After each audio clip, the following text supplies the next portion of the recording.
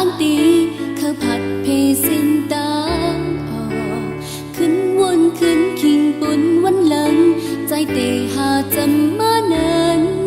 ก้มน้อมย้อนหักนางปันมันความมีไว้เสื่อมกล่าวถึงกูดีนั้นใจลุ่มเยาน้ำตานางอำหมอตกเงยใจฝนเจอเจ็นเล้งอยู่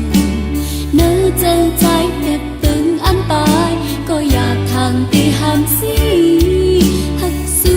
ดยินเป็นเจ้าปานยินกัดอันยาเลว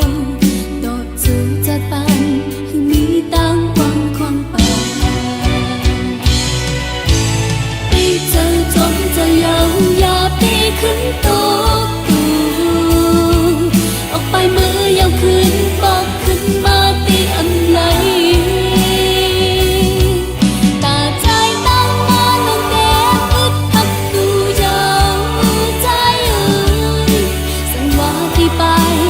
ตั้งใจไปนั่งตีอำห้ามอำสี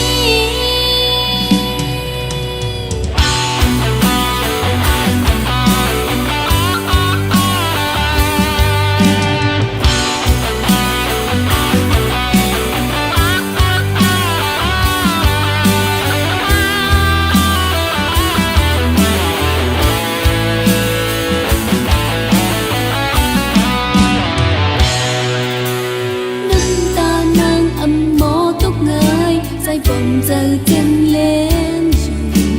เนื้อเจอใจเก็บตึงอันตายก็อยากทางตีหามสี